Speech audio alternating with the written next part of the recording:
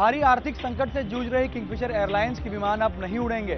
सरकार ने विजय माल्या की किंगफिशर एयरलाइंस का लाइसेंस सस्पेंड कर दिया है। इस बात की आशंका तो कई दिनों से जताई जा रही थी कि पहले से जमीन पर आ चुकी किंगफिशर फिर जल्दी आकाश में नहीं दिख पाएगी। हुआ भी वही, सरकार ने आखिरकार किंगफिशर को जमीन पर टिका दिया है। कर्मचारियों की तनख्वाह नहीं मिलने और उनकी हड़ताल से किंगफिशर एयरलाइंस की हालत और खराब हो चुकी थी। अरबपति कारोबारी विजय माल्या ने हर संभव कोशिश की, लेकिन किंगफिशर को पंख नहीं लग पाए। पहले से ही किंगफिशर की उड़ान ठप होने से हवाई किराया महंगा होना शुरू हो गया था। अब किंगफिशर की उड़ान पर रोक लगने से हवाई किराया और महंगा हो सकता है।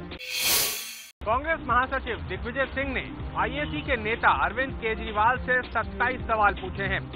दिग्विजय सिंह ने अरविंद केजरीवाल से एनजीओ बनाने से लेकर उसकी फंडिंग तक कई सवाल पूछे हैं।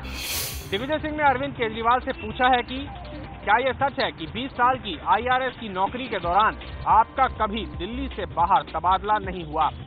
क्या यह सच है कि आपकी आईआरएस पत्नी का भी दिल्ली से बाहर तबादला नहीं हुआ?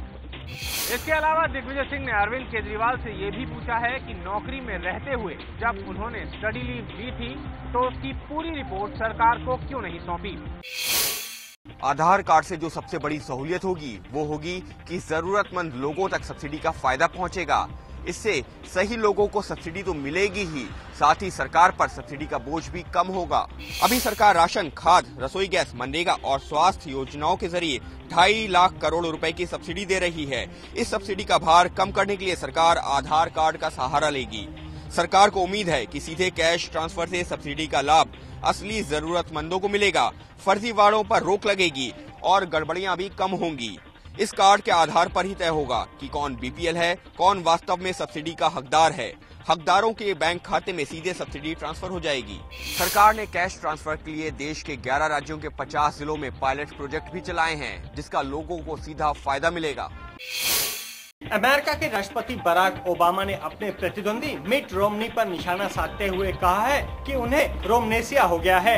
आपको बता दें कि भूलने की बीमारी को एमनेसिया कहते हैं। ओबामा के मुताबिक जिस तरह रोमनी नीतियों पर अपना रुख बदलते रहते हैं, उससे लगता है कि उन्हें रोमनेसिया हो गया है। ओबामा ने कहा है कि रोमनी नीतियों पर अपना रुख बदल रहे हैं, पीछे हट रहे हैं। मुझे लगता है कि जिस हालत से वो गुजर रहे हैं उसका नाम रोमनेसिया होना चाहिए।